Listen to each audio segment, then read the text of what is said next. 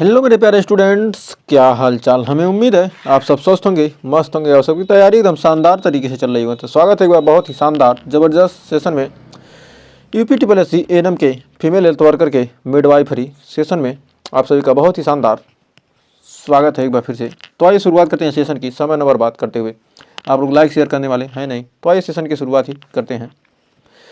तो आइए, कह रहा है कि गर्भावस्था के दौरान क्लिनिकल पेल्विमेंट्री का मुख्य उद्देश्य क्या होता है?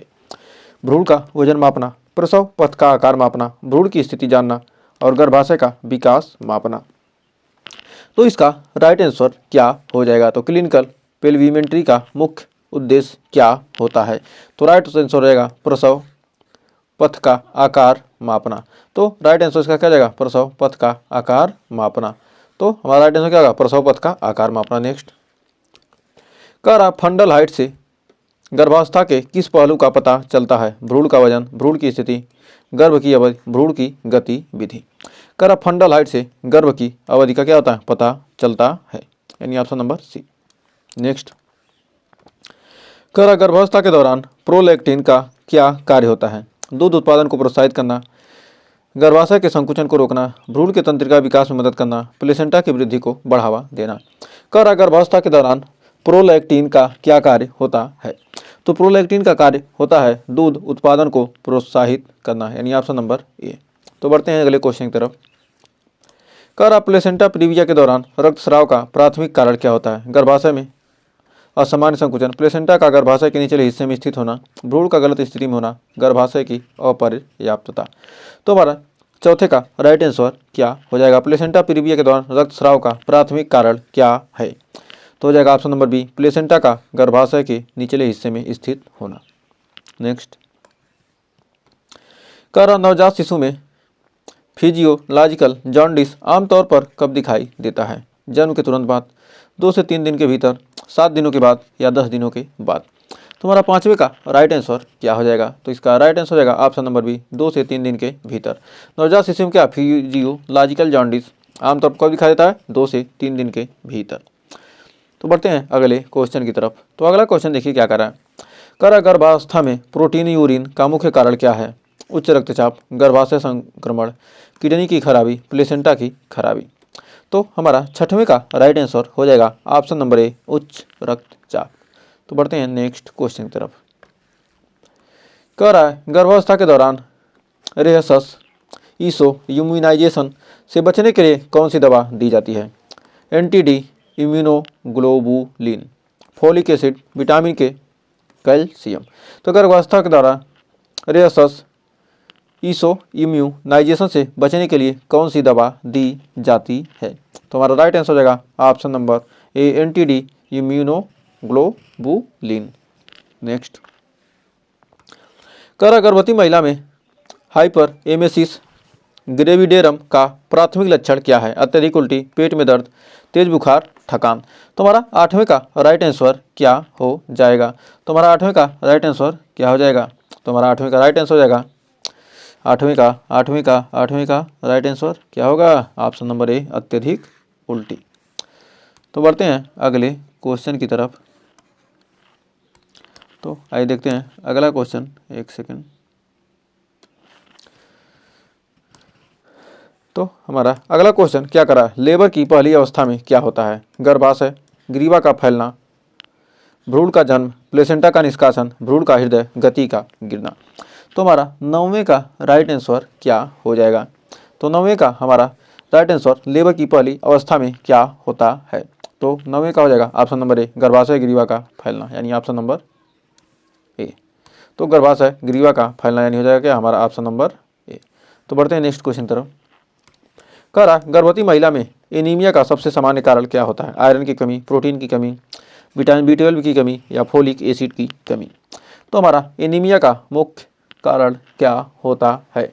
तो 10वें का हो जाएगा आयरन की कमी से होने वाला रोग कौन सा है? एनीमिया। नेक्स्ट, कह रहा ब्रिज प्रेजेंटेशन में भ्रूण का कौन सा हिस्सा पहले आता है? सिर, पैर, नितंब, कंधा। तो हमारा इसका राइट आंसर हो जाएगा ऑप्शन नंबर कौन सा? सी, नितंब। तो भ्रूण में कौन सा हिस्सा पहले आता है? नितंब। नेक्स्ट, किसमें? ब्रीच प्रेजेंटेशन में। तो ब्रीच प्रेजेंटेशन में क्या आता है? भ्रूण का कौन सा हिस्सा पहले आता है?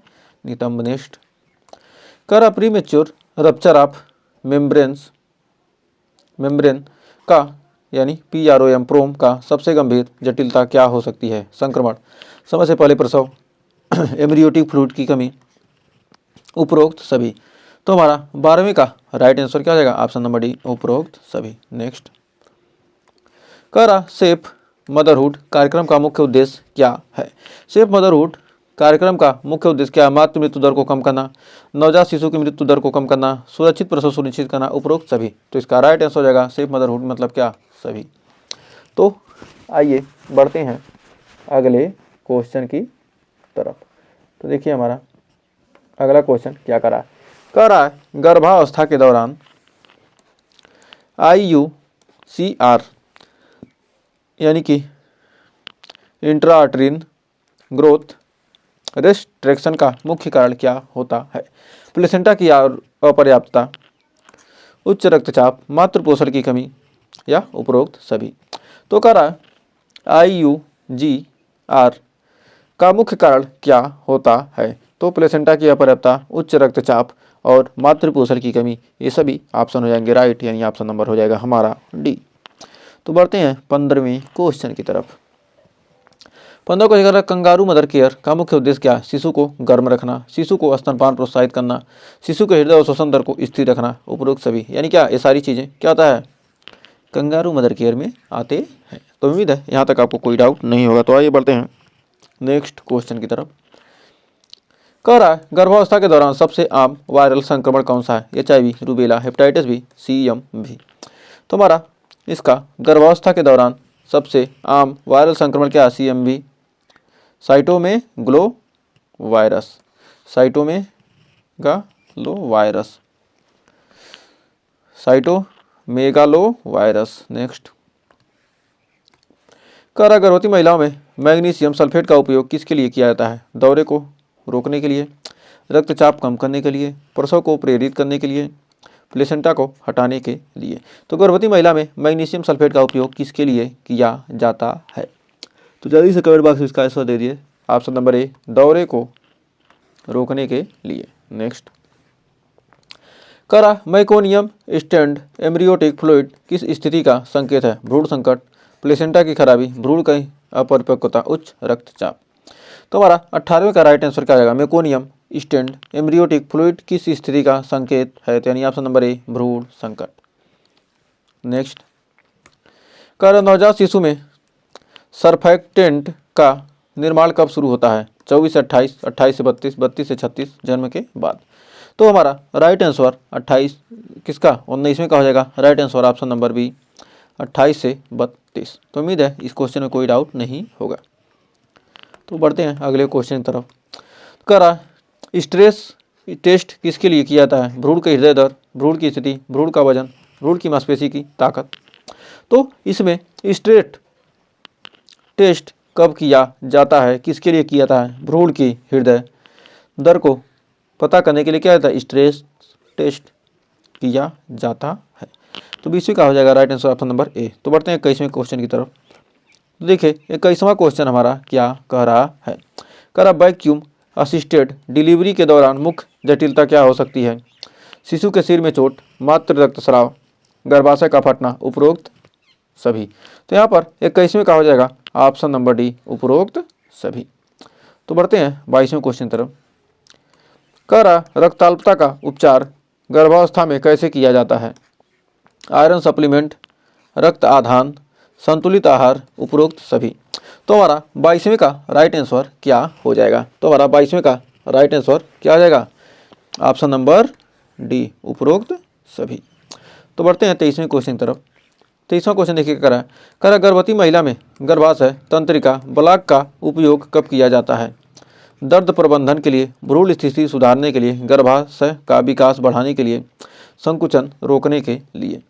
तो हमारा 23वें का राइट आंसर हो जाएगा कौन सा? ऑप्शन नंबर ए, दर्द प्रबंधन के लिए। तो हमारा 23वें का ऑप्शन नंबर ए हो जाएगा दर्द प्रबंधन के लिए। तो बढ़ते हैं 24वें क्वेश्चन की तरफ। कर नवजात शिशु में एनोप्थाल्मिया किससे संबंधित है? एनोप्थाल्मिया किससे संबंधित है? आँखों की अनुपस्थिति, आँखों की सूजन, आँखों का छोटा आकार, आँखों की अत्यधिक पानी आना। नवजात शिशु में एनोप्थाल्मिया किससे संबंधित है? तो आँखों की अनुपस्थिति, यानी option number A. Next, forceps delivery के बाद नवजात में कौन सी चोट सामान्य है? ब्राचियल पल्सी, सिर का हेमेटोमा, कंधे की चोट, हड्डी का फ्रैक्चर। तो हमारा 25वें का राइट आंसर हो जाएगा क्या? सिर का हेमेटोमा। क्या फॉरसेप्स डिलीवरी के बाद का नवजात में कौन सी चोट सामान्य है? सिर का हेमेटोमा, सिर का हेमेटोमा। नेक्स्ट, यूटेराइन एटानी का क्या परिणाम हो सकता है? गंभीर रक्तस्राव, प्लेसेंटा रिटेंशन, गर्भाशय की मांसपेशी की कमजोरी, उपरोक्त सभी। तो यूटेराइन एटानी का क्या परिणाम हो सकता है? तो हमारा 26वें का राइट आंसर होगा ऑप्शन नंबर डी, उपरोक्त सभी। नेक्स्ट, गर्भवती महिलाओं में डीप वेन थ्रोम्बोसिस का मुख्य लक्षण क्या होता है? पैर में सूजन, पैर का दर्द, लालिमा, उपरोक्त सभी। तो हमारा गर्भवती महिला में डीप वेन थ्रोम्बोसिस का मुख्य लक्षण क्या होता है? तो हमारा 27 का हो जाएगा ऑप्शन नंबर डी, उपरोक्त सभी। लालिमा, पैर में सूजन, पैर का दर्द। नेक्स्ट, गर्भवती महिला में फिट्स का सबसे सामान्य कारण क्या होता है? इक्लेम्सिया, न्यूरोलॉजिकल विकार, संक्रमण, उच्च रक्तचाप। तो हमारा 28वें का राइट आंसर क्या हो जाएगा? Option number A, eclampsia. Next, तो प्री टर्म बर्थ का मुख्य कारण कौन सा है? गर्भाशय संक्रमण, प्लेसेंटा की खराबी, भ्रूण का असामान्य विकास, उपरोक्त सभी। तो हमारा 29वें का राइट आंसर हो जाएगा ऑप्शन नंबर डी, उपरोक्त सभी। नेक्स्ट, नवजात का श्वसन दर सामान्य रूप से कितनी होती है? 30 से 40 बार प्रति मिनट, 50 से 60, 70 से 80, 90 से 100 बार प्रति मिनट। तो हमारा 30वें का और आज के लास्ट क्वेश्चन का राइट आंसर कौन सा हो जाएगा? Option number A.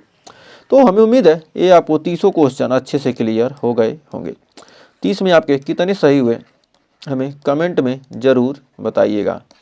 कमेंट में तो आप बताने वाले हैं नहीं, और न ही सेशन को लाइक करेंगे, और न ही क्या करते हैं, शेयर करते हैं। क्योंकि न ही लाइक करेंगे, न ही शेयर करेंगे, और न ही क्या करते हैं, वीडियो को पूरा वॉच करते हैं। तो आपका सिलेक्शन होने की भी क्या है, कोई गारंटी नहीं है। जैसे इन सब की चीज़ों की हमें गारंटी नहीं है, भरोसा नहीं है, उसी तरह आपके सिलेक्शन के पर ही क्या हमें कोई भरोसा नहीं। क्योंकि क्या, जब आप पढ़ेंगे नहीं तो पूरा वीडियो देखेंगे नहीं, भगा भगा देख लेंगे, तो उससे क्या होगा, कभी भी आप सफल नहीं हो सकते। जितने वीडियो पढ़ा दिए गए उसमें से मान के चलिए 50% क्वेश्चन इन्हीं वीडियो से आने वाले हैं, और बाकी के जितने क्वेश्चन बचेंगे वो आगे सेशन हम लेंगे उससे आपको मिल जाने वाले हैं। तो 100% मान के चलिए सारे क्वेश्चन इन्हीं क्लासों से बनने वाले हैं जितने हमने पढ़ा दिए हैं। तो 50% तो समझिए 50 से 50+% हमने क्या किया, सिलेबस आपका कंप्लीट कर दिया। बाकी के सिलेबस जल्दी क्या हो जाएंगे, कंप्लीट हो जाएंगे। तो सेशन अच्छा लगा हो तो सेशन को लाइक कीजिए, शेयर कीजिए, और चैनल पर पहले भी चैनल को सब्सक्राइब जरूर कीजिएगा यदि आपको क्या सिलेक्शन लेना है। तो मिलेंगे कुछ और क्वेश्चन के साथ नेक्स्ट वीडियो में। तब तक के लिए टेक केयर।